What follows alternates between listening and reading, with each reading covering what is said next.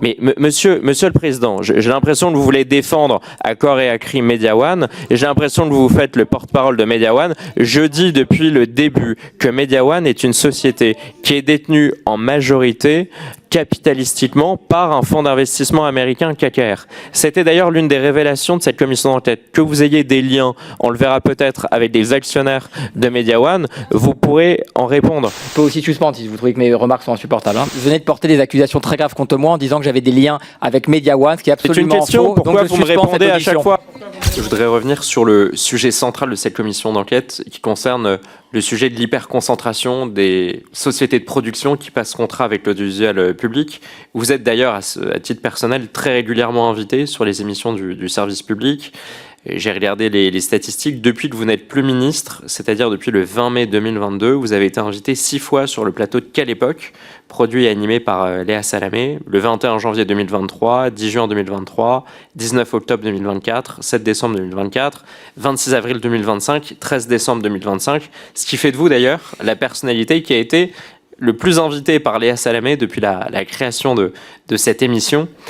Cette émission Quelle Époque est assez simple à produire, vous en conviendrez, comme d'ailleurs beaucoup d'émissions de flux de France Télévisions qui sont très simples à produire, mais pourtant il y a une immense majorité de ces émissions qui sont externalisées, qui sont confiées à des sociétés de production privées, alors que l'audiovisuel public France Télévisions pourrait les produire en interne.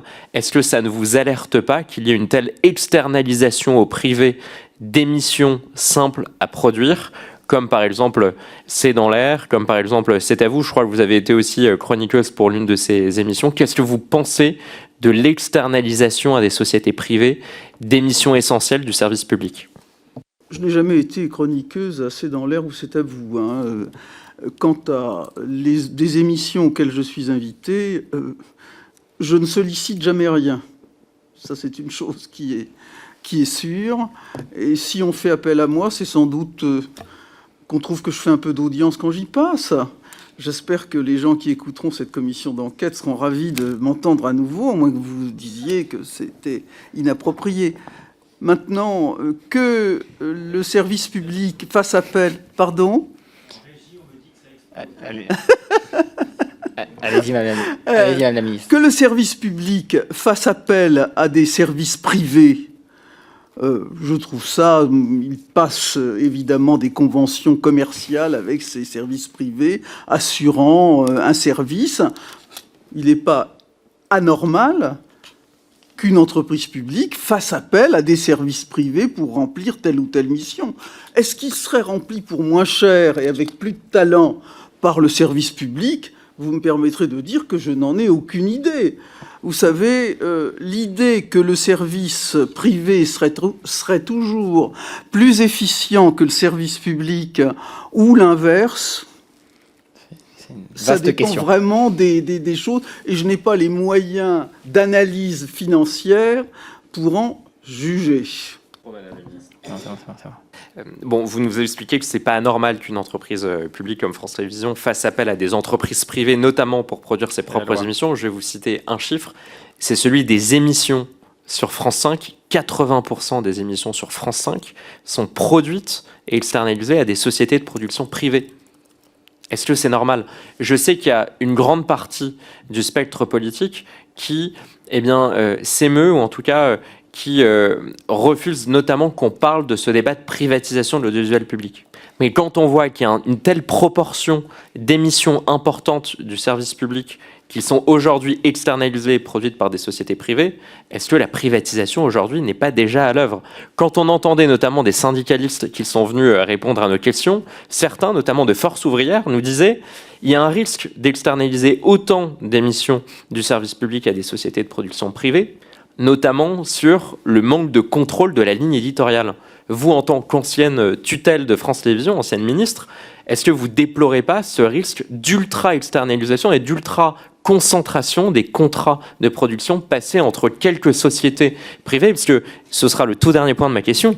Quand je vous dis que 80% des émissions de France 5 sont externalisées, elles le sont auprès de 2 sociétés seulement, Together Media et Media One. Donc ça alimente encore plus ce système d'hyperconcentration. Est-ce que vous ne voyez pas un risque de privatisation ou d'externalisation totale de missions essentielles du service public ? Il ne faut pas confondre privatisation et recours à des services privés. Ça n'a évidemment absolument rien à voir. Et on passe commande à un fournisseur à qui on demande un certain nombre de caractéristiques dans les émissions qu'on veut produire, et l'acheteur, qui est en l'occurrence le service public, a tous les moyens de déterminer auprès de son fournisseur les caractéristiques du produit ou du service qu'il veut acheter. Il n'y a pas du tout d'antinomie dans ces choses-là. Et effectivement, le métier de la production télévisuelle et cinématographique devient un métier de plus en plus compliqué, qui exige des équipes de plus en plus complexes, qui exige la création de contenus de plus en plus élaborés. Moi, si le service public, dans ses équipes en interne, le fait, très bien.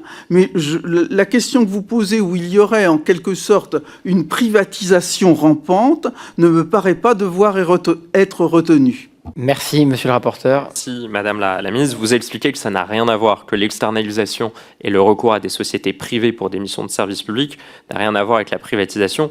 Qu'est-ce que vous diriez, par exemple, si on externalisait les fonctions de la police nationale à des sociétés privées, y compris des sociétés étrangères? Parce que Media One, je vous laisserai répondre, madame la ministre, mais Media One, qui est l'une des 2 sociétés à bénéficier de 80% notamment des émissions de France 5, Media One est la première société de production à bénéficier des contrats avec France Télévisions à hauteur de 110 millions d'euros par an. Media One est détenu à plus de 50% par un fonds d'investissement américain, KKR. Vous voyez un peu l'analogie que je fais.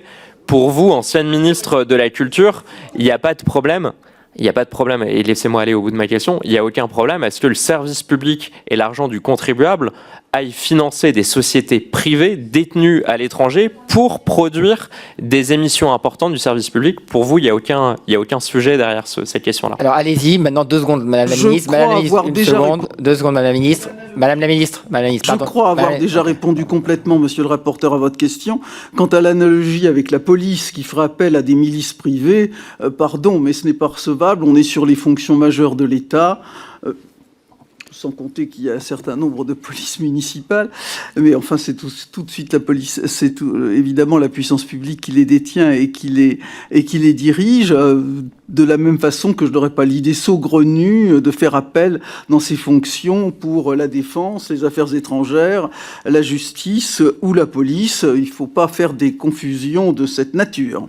Merci. Et monsieur le rapporteur, je le dis, la désinformation, ça a bien 2 minutes. Media One, c'est un groupe français qui a son siège à Paris et qui a effectivement des actionnaires divers et variés. On va les auditionner, on va leur demander des comptes. Je le dis parce que cette audition est regardée. On va leur demander des comptes sur leurs liens, le fonctionnement avec le service public et notamment avec France Télévisions.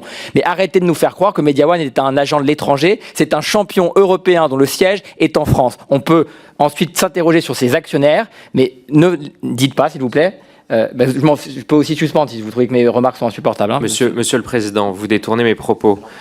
Une entreprise... L'ensemble des membres de cette commission, quel que soit leur bord politique, les ont compris comme moi et 4 ministres de la Culture comme moi. Est-ce que vous pouvez me laisser répondre? Une entreprise, capitalistiquement,